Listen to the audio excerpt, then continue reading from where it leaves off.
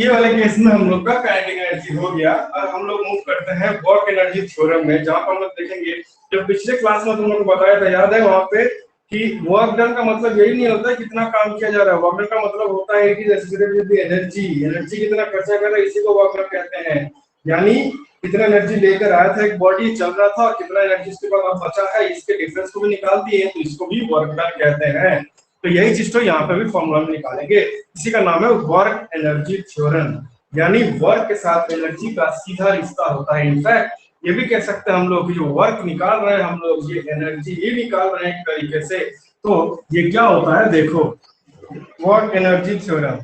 Work energy theorem हम लोग को ये कहता है कि the work done by the net force acting on a body is equal to the change produced in the kinetic energy of the body। यानी work done by a body, इसको मैं लिखने की कोशिश करें, work done by a body is equal to change in kinetic energy del k e, change in kinetic energy। पहले इसका एक डेरिवेशन कर लेते हैं और उसके बाद इस सिचुएशन को समझाएंगे कि ये कहां पे काम आता है। तो अब इसको समझो, एक सिचुएशन लेते हैं जहां पे एक बॉडी है which is moving initially with velocity u and after the application of a force it now moves with velocity v। So this is the case। Now let's apply the formula v square is equal to u square plus 2as। यहाँ पे हम लोग इसको steel body नहीं लेंगे। जब half M we square का derivation किए थे तब स्टील बॉडी लिए थे। This is still moving now, ये u से मूव कर रहा है, ये v से मूव कर रहा है। और हम लोग आगे जाके तुमको बताएंगे कि ये कहाँ सिचुएशन में काम करता है, किस सिचुएशन में इसको अप्लाई करेंगे। और देखेंगे कि ऐसा एक सिचुएशन आएगा वहीं पे इसको अप्लाई करेंगे। तो ध्यान से देखना हर एक स्टेप को यहाँ पे क्या कर रहे हैं। आगे जाके जब बताएंगे कि ये ऐसे सिचुएशन रहेगा जहां पे बॉडी ऑलरेडी एक वेलोसिटी से मूव कर रहा हो और थोड़ी देर बाद दूसरे वेलोसिटी से मूव कर रहा हो, तभी in that situation only this steps can be applied. तो देखो कैसे ये स्टेप्स अप्लाइड होगा। ये सिचुएशन क्रिएट किए हम लोग यहाँ पे, ये फॉर्मूला हम लोग को बहुत पहले से ही पता है।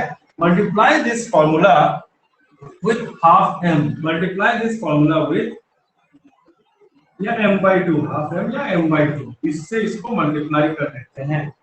तो ये क्या बन जाता है, इधर बन जाता है half m v square is equal to half m u square plus 2 cut जाएगा m a s। अब इसको इधर भेज देते हैं तो ये क्या हो जाएगा, half m v square minus half m u square is equal to m a s। अब m a का मतलब क्या होता है, फोर्स। तो इसको हम लोग लिख सकते हैं half m v square minus half m u square which is equal to force, और ये s का मतलब हो जाएगा डिस्प्लेसमेंट, और फोर्स इनटू डिस्प्लेसमेंट का ही मतलब हो जाता है वर्क डन। इस पे एक बार में लिख लेते हैं, work done is equal to half m v square minus half m u square. That means this can be written as work done is equal to final kinetic energy minus initial kinetic energy. Simple सी बात है, यही हो गया हम लोगों का work energy theorem. Okay, now इसी को अगर हम लोग, अच्छा ये जो भी हम किए यहाँ पे तुमको दिख रहा है साफ साफ कि जो फोर्स लिए थे ये फोर्स एक कांस्टेंट फोर्स है। तो this case is for a constant force when the force applied is constant. तब क्या होगा when the force applied is variable. So let's see what happens when the force applied is variable. Now, kinetic energy को derive करते वक्त हम लोगों ने एक डेरिवेशन किया था, एक स्टेप किया था, वही स्टेप हम लोग का यहाँ भी लगेगा। यानी हम लोग यहाँ पे ये लिख सकते हैं कि फोर्स इज इक्वल टू, अच्छा ये हो गया हम लोग का variable case situation when the variable force is applied. When a variable force is applied, पिछले केस में हम लोगों ने किया था, पिछले केस मतलब पिछले क्लास में हम लोगों ने ये किया था कि अगर वेरिएबल फोर्स अप्लाई होता है तो वहां पे किस तरीके से वर्क डन लगाया जा सकता है। वर्क को हम लोग क्या करते हैं, छोटे छोटे हिस्सों में हम तोड़ देते हैं और वो छोटे छोटे हिस्सों में तोड़ के उनको फिर जोड़ देते हैं, यानी we are trying to find the DW, small work done when the force is variable. तो वही वाला लॉजिक यहाँ भी लगाते हैं और हम लोग को ये मालूम है कि वर्क डन या DW is equal to force into displacement यानी FdS। नाउ इसी को हम लोग लिख सकते हैं, फोर्स के बजाय इसको लिख सकते हैं mass into acceleration into ds, और एक्सीलरेशन का मतलब क्या होता है dv/dt, that means we can write dw is equal to m into dv/dt into ds। अब क्या करेंगे, ds को यहां रख देंगे, dv को थोड़ा साइड कर देंगे, ये क्या हो जाएगा m into ds/dt into dv। तो ds/dt का मतलब क्या हो जाता है, ds/dt का मतलब हो जाता है velocity change in displacement by change in time. So now dW is equal to mv/dv, ये हम लोग मिल गया। स्मॉल वर्क डन का मतलब ये होता है, इफ स्मॉल वर्क डन का means this, that means net work done कितना होता है, net work done is equal to integration of dW, that means integration of mv/dv where the velocity is varying from u to v, u से v तक जा रहा है mv/dv। अब यहाँ पे लोग कंफ्यूज हो सकता है क्योंकि ये क्लियर कोई नहीं करता है, यहाँ भी v बोल रहे हैं, यहाँ भी v बोल रहे हैं, तो अगर ये फाइनल वेलोसिटी है तो फाइनल वेलोसिटी तो ऑलरेडी यहाँ पे लिखा हुआ है, तो ये कैसे कर सकते हैं हम लोग। तो यहाँ पे जरा बात को समझना, ये v का मतलब होता है वेलोसिटी, सिर्फ वेलोसिटी के बारे में हम लिख रहे हैं यहाँ पे, this means the velocity whatever value the velocity may hold will be kept here, और ये v का मतलब होता है फाइनल वेलोसिटी। अब हम लोग कुछ कर नहीं सकते बिकॉज़ v का मतलब फाइनल वेलोसिटी भी होता है और v का मतलब एनी वेलोसिटी भी लिखा जाता है रिप्रेजेंटेशन में, इसीलिए हम लोग यहाँ पे दोनों v का इस्तेमाल करें, लेकिन दोनों v का मतलब यहाँ पे अलग होता है। 0 u to v जा रहा है, u to v जा रहा है मतलब initial velocity to final velocity जा रहा है, और ये भी का मतलब हो गया वेलोसिटी, जस्ट वेलोसिटी, कोई वेलोसिटी का वैल्यू यहाँ पे पुट कर सकते हैं हम लोग, तो ये याद रखना है यहाँ पे। नाउ अपॉन इंटीग्रेटिंग, ये हम लोग को पता चल जाएगा, अभी हम लोग तुम लोगों को बताए थे कैसे इंटीग्रेशन होता है, फॉर्मूला भी दिए थे, अगर फिर से लिख देते हैं, integration a to the power of x का मतलब होता है a to the power of x plus 1 by x plus 1, ये होता है हम लोग का इंटीग्रेशन का एक फॉर्मूला, और इसी को फॉलो करते हुए आ जाएंगे।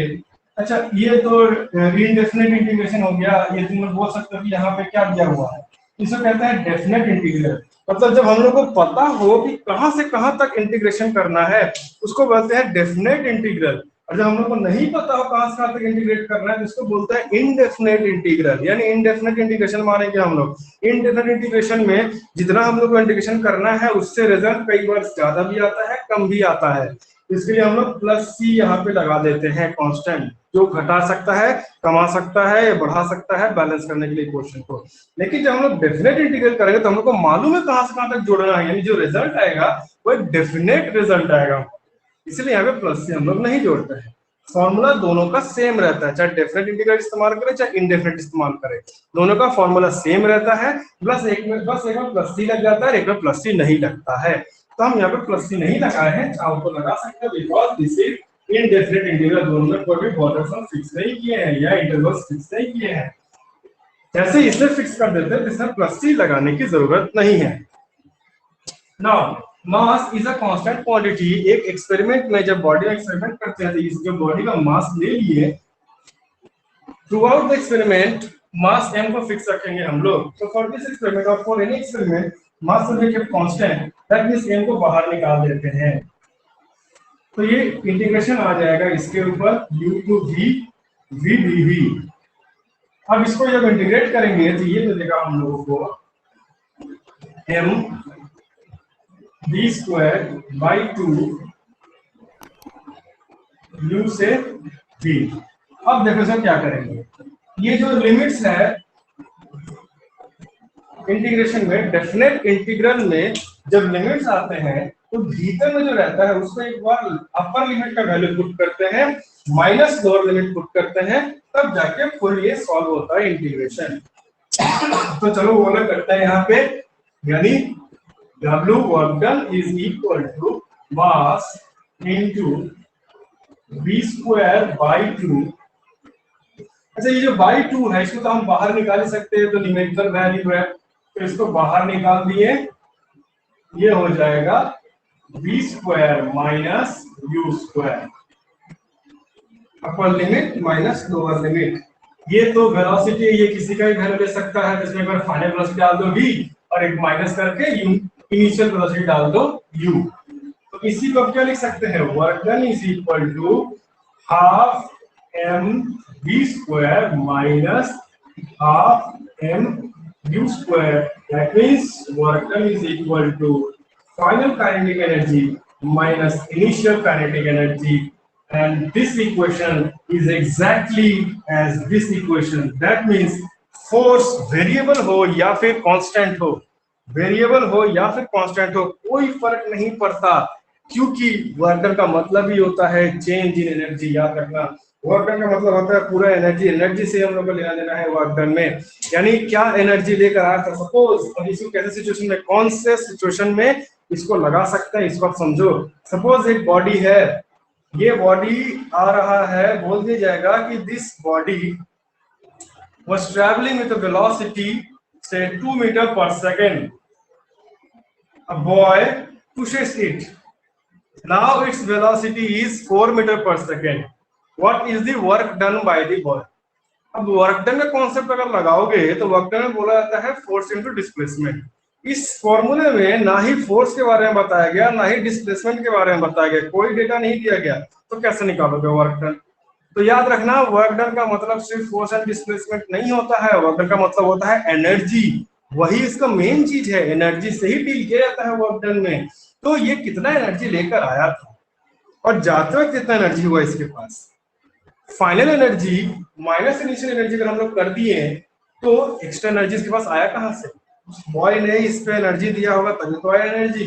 तो वर्क डन का मतलब क्या होता है, एनर्जी कितना खर्चा किया, तो बॉय ने कितना एनर्जी खर्चा किया वो हमको मिल जाएगा यहीं से, समझ में आया। तो that is our work done, वही ये रहा formula, final kinetic energy minus initial kinetic energy. This is how you can find work done through work energy theorem. तो ये रहा हमारा वर्क एनर्जी थ्योरम। यहाँ पे एक और फॉर्मूला कर लेते हैं हम लोग, relation between momentum and work energy, relation between momentum and work energy. तो relation between momentum and work energy के लिए हम लोग चलो यहाँ पे कर लेते हैं, relation between momentum and energy, या मोर प्रिसाइजली काइनेटिक एनर्जी। देखो काइनेटिक एनर्जी का फॉर्मूला होता है half mv square, multiply this equation with m by m, m cut के 1 हो जाएगा, तो हम लोग इक्वेशन को चेंज नहीं कर रहे हैं। But now we can write kinetic energy is equal to 1/2m into m square v square, and we know that formula for momentum is equal to mv। तो यहां से हम लोग लिख सकते हैं कि काइनेटिक एनर्जी, चलो काइनेटिक एनर्जी को हम सिर्फ k लिख रहे हैं, तो k is equal to 1/2m v square, बाकी सब उधर भेज दो और मोमेंटम को एक जगह रखो। तो क्या लिख सकते हैं, momentum square is equal to 2mk।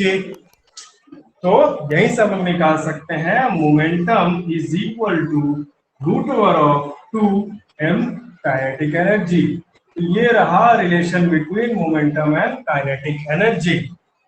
तो ये सारे फॉर्मूले हमारे बेसिक फॉर्मूले हैं, and this is how we relate work done and energy.